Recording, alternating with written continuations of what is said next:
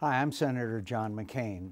Today we celebrate our independence, declared 233 years ago, achieved through the trial of a long and difficult war, and preserved through the years with the blood and sacrifice of millions. It's an occasion for Americans to reunite with family and enjoy a midsummer holiday with picnics and barbecues, ball games and golf, and other recreation.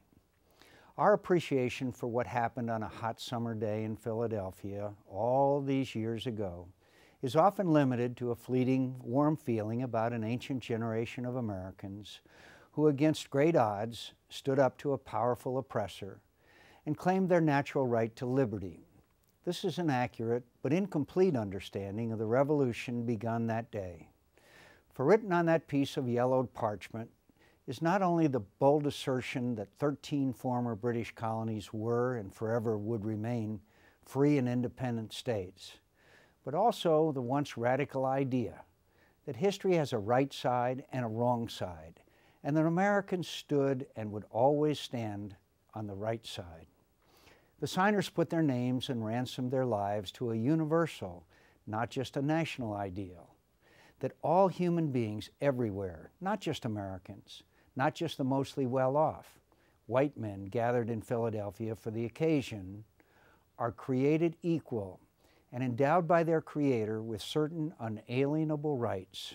Among these are life, liberty, and the pursuit of happiness. We've not always been true to that ideal and the rights guaranteed by our Constitution. Slavery, Jim Crow, the disenfranchisement of women, were betrayals of the principles enshrined in our founding documents and had to be conquered before we could claim without qualification to be firmly on the right side of history. But we overcame our faults, corrected our mistakes, and in the unfinished story of our republic, we continue our progress toward a more perfect union. And in the struggle to do so, we have achieved greatness. Our wealth and power, unequaled by any nation before or since, are not the cause of our greatness. Our ideals have made us great. We are strong and prosperous because we are free, not the other way around.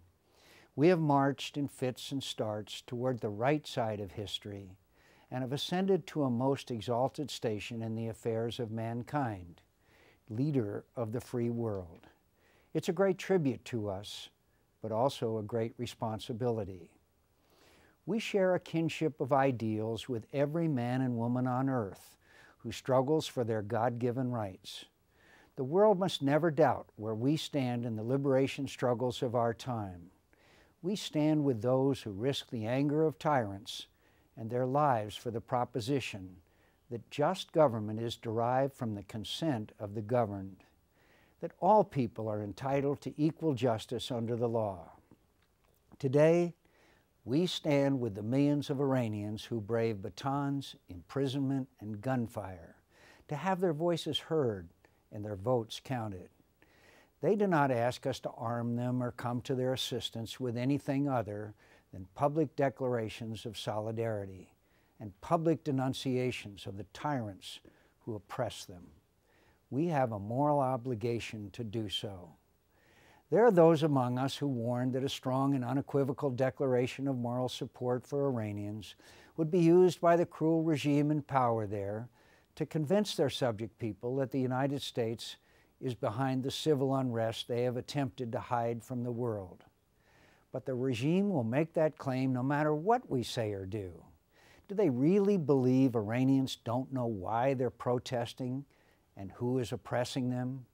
Do they think Iranians whose votes were discarded, whose voices have been ignored, whose lives have been threatened by the regime they wish to be rid of, will think America has put them in that position?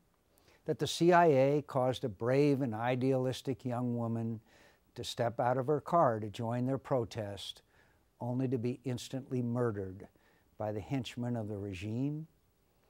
Iranians know the truth. They know who is oppressing them and why. It's a government that governs without their consent, which beats them, imprisons them, and threatens their lives to preserve its own hold on power and not to resist some imagined foreign enemy. They're not fools, these brave and determined Iranians. They are on the right side of history, and the cynics among us who think them fools are on the wrong side. Liberty and justice will someday be theirs. Let us hope they will have reason to remember then who their friends were in their struggle for freedom. This is John McCain, wishing you a happy and meaningful 4th of July.